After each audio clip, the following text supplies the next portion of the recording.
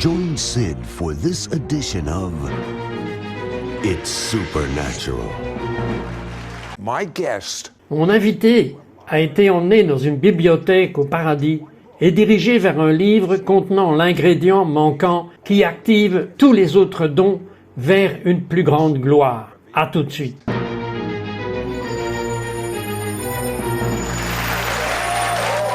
L'invité le plus important, le Saint-Esprit, tu es le bienvenu ici. Je suis si heureux de ta présence et qu'elle va se déverser sur les téléspectateurs. À l'âge de 12 ans, Dieu a appelé Chris Reed au ministère. Maintenant, il est président et directeur de Morning Star Ministries. Et son don prophétique est tout à fait unique. Chris dit que Dieu lui a révélé ce qui met un frein au don surnaturel chez la plupart des chrétiens. Et Chris nous parlera du grand ange qu'il a escorté jusqu'à la bibliothèque au paradis. Chris, j'en ai entendu un peu, mais j'ai hâte de l'entendre. Et vous faites ce que la Bible dit que les croyants gentils doivent faire. Provoquer la jalousie du juif. Mais je suis provoqué à chaque fois que je fais une émission avec vous. Amen. Oui, donc j'ai été pris dans le royaume de l'esprit, et cet ange m'a conduit à travers cette porte.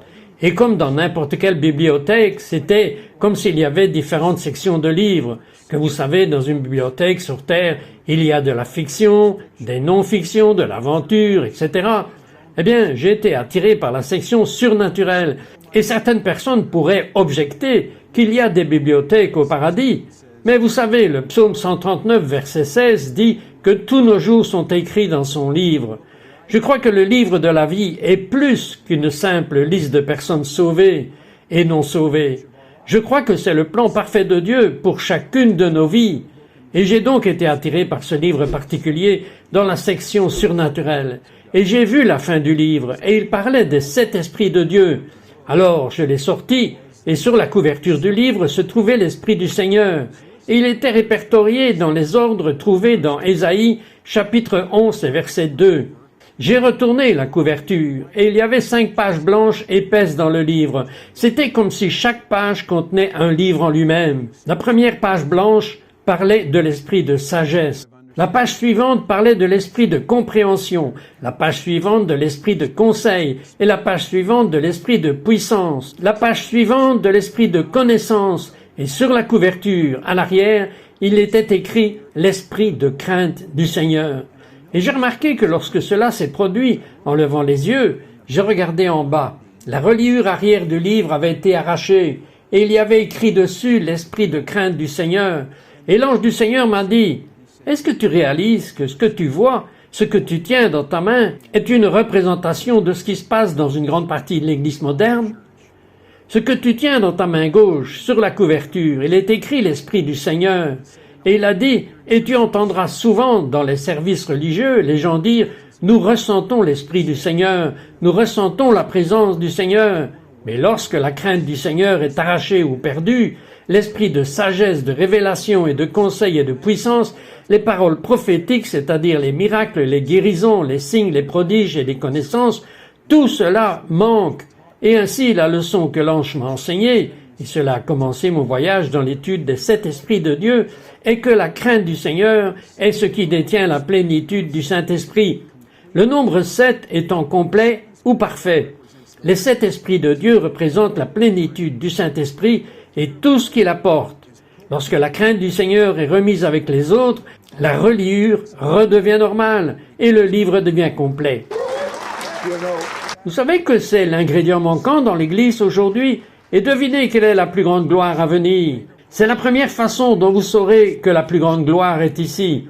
Les gens, sans même l'entendre de l'évangéliste, lorsque la présence s'affluera, tomberont sur leur visage, se repentant, parce que Dieu s'est approché si près d'eux.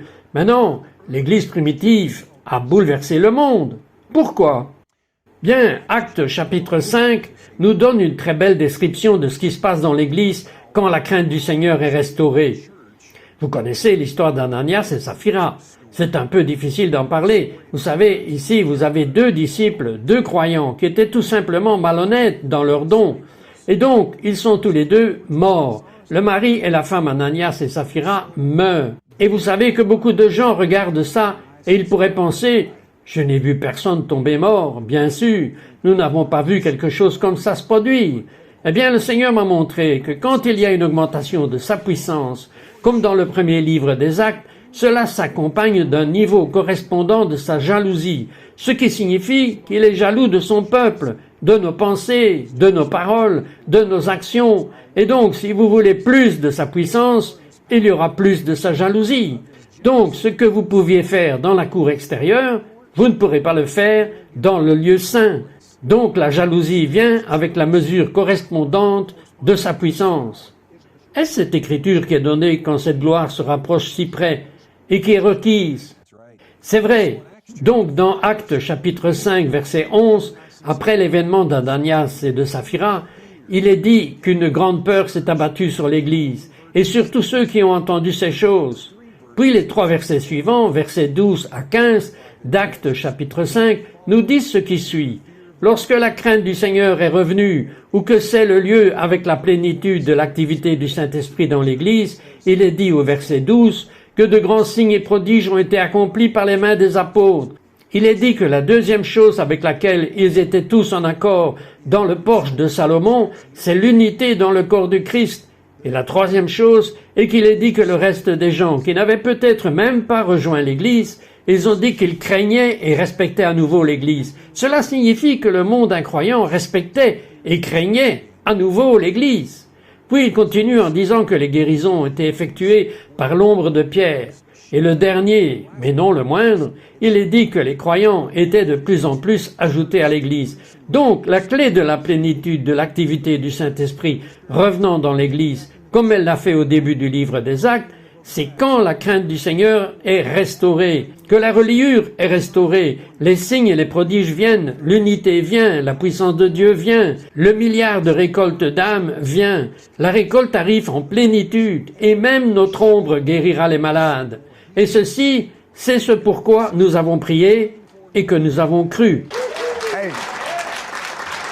Nous avons vu le meilleur mouvement du diable. Dieu est sur le point de venir sur le devant de la scène à notre retour.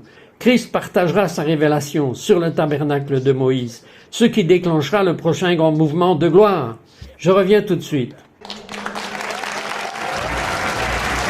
will be right back to It's Supernatural.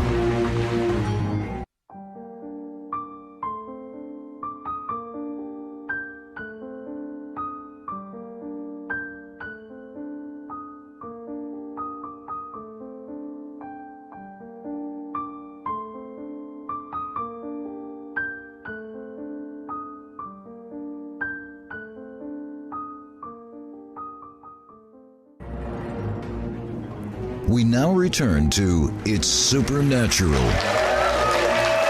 Qu'est-ce qu'un changement supernaturel et comment nous y parvenons dans notre vie, Christ? Le tabernacle de Moïse et le tabernacle de David, Dieu a promis qu'il le restaurait avant la fin des temps. Et ainsi, dans Exode chapitre 25 et verset 40, Moïse passe du temps avec le Seigneur sur la montagne. Et on se souvient qu'il est descendu de la montagne et que son visage brillait.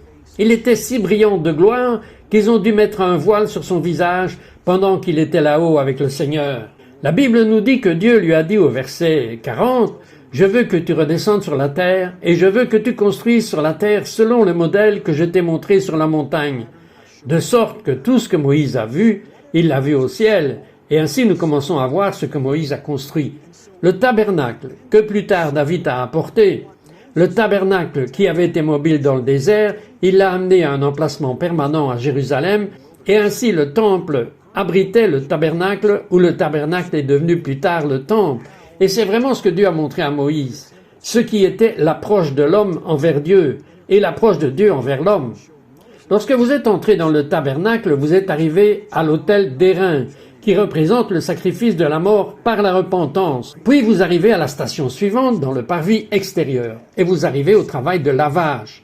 Nous savons que le baptême d'eau est un lavage de purification initiale pour le nouveau croyant, mais un lavage continu. Et l'Écriture dit que nous sommes lavés par l'eau de la parole. Donc la prédication et l'enseignement, et même la lecture de la parole, ont un effet nettoyant sur notre âme. Alors nous entrons dans une deuxième dimension du tabernacle, connue sous le nom du lieu saint. Dans le lieu saint, nous voyons à gauche les 7 chandeliers d'or qui, selon Apocalypse chapitre 1, 2 et 3, représentent les 7 églises auxquelles Jean a écrit dans le livre de l'Apocalypse, mais représentent aussi les 7 esprits de Dieu. Et ainsi, dans la Ménorah, les 7 chandeliers, vous avez 3 accouplements ou 3 branches, tout comme Ésaïe 11 et 2 les énumèrent. L'esprit du Seigneur est la branche du milieu. Alors, vous avez l'esprit de sagesse et de compréhension, l'esprit de conseil et l'esprit de connaissance. Et la crainte du Seigneur, donc la même branche où l'huile qui alimente l'esprit de sagesse alimente l'esprit de révélation. La même huile qui alimente l'esprit du conseil alimente les signes et les miracles.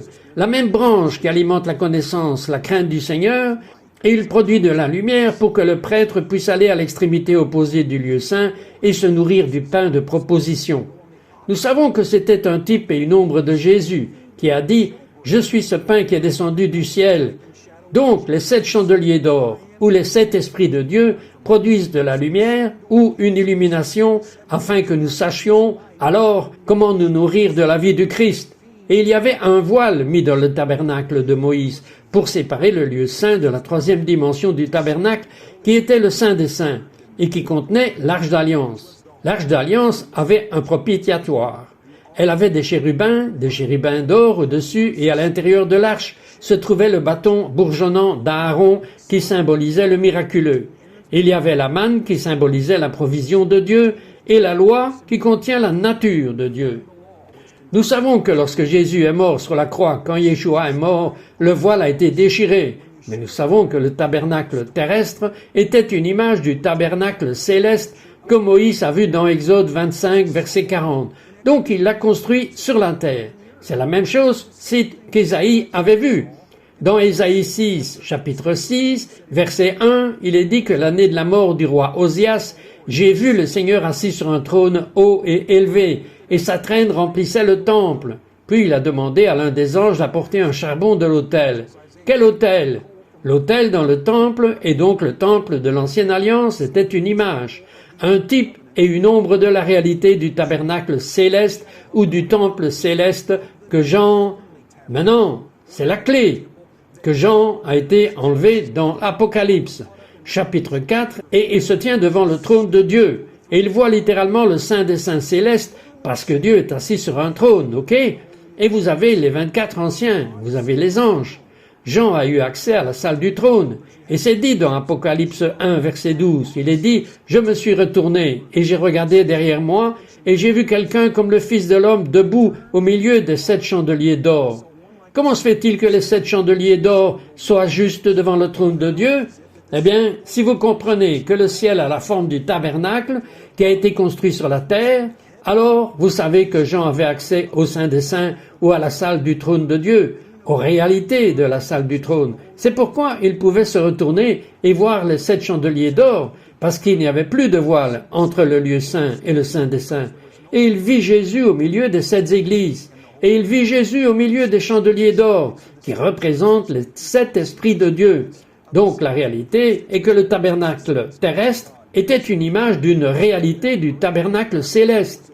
Nous avons maintenant accès à ce trône de Dieu qui est incarné sur la terre sur l'Arche d'Alliance. C'est pourquoi c'est le trône de Dieu, vous avez un propitiatoire, vous avez des anges, les chérubins, la même chose qu'Ésaïe a vu. Les anges criaient les uns aux autres, « Saint, Saint, Saint ». C'est ce qui était au-dessus du propitiatoire et c'est ce que Moïse a construit. C'est la même chose qu'Ésaïe a vu dans Ésaïe 6 et c'est la même chose que Jean a vu dans Apocalypse chapitre 4 et 5. You teach about... Yeah, that is good. Vous enseignez comment tourner le mot tabernacle du ciel.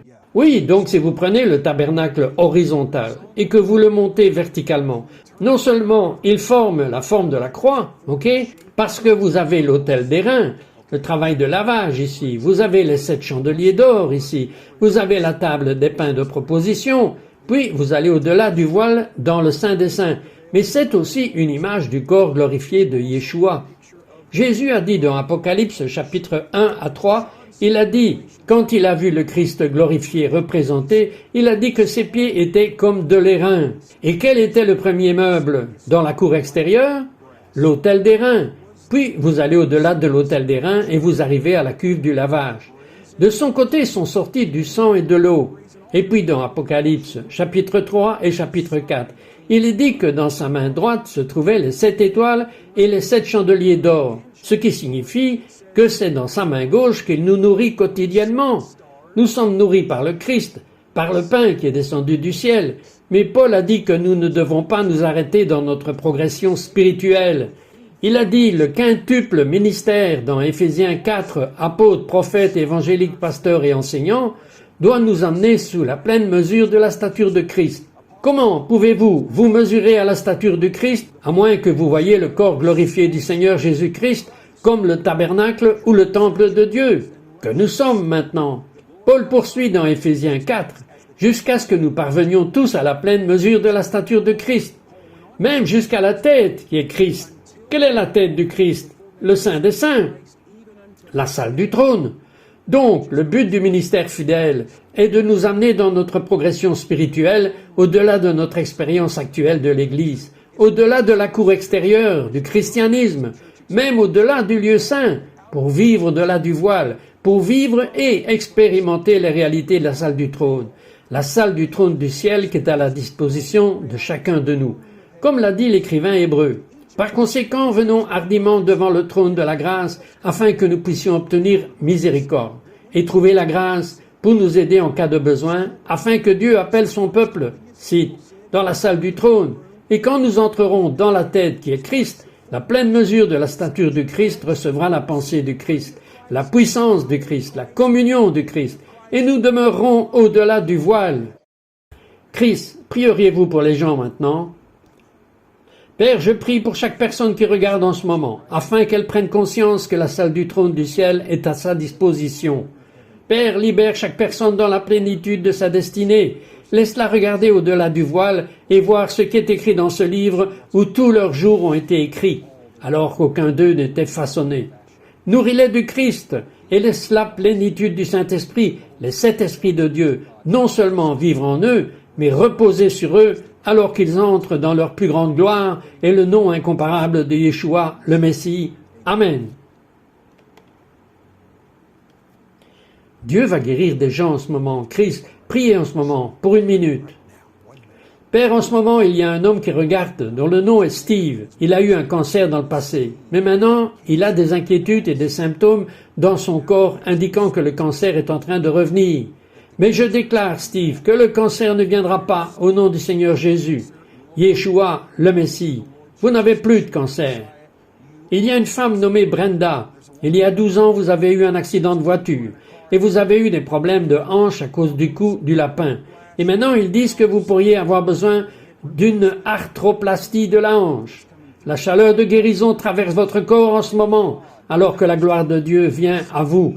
Vous recevez la guérison, par ces meurtrissures vous êtes guéris, par le nom puissant qui est au-dessus de tout nom. Recevez-la maintenant au nom de Jésus, de Yeshua. Amen.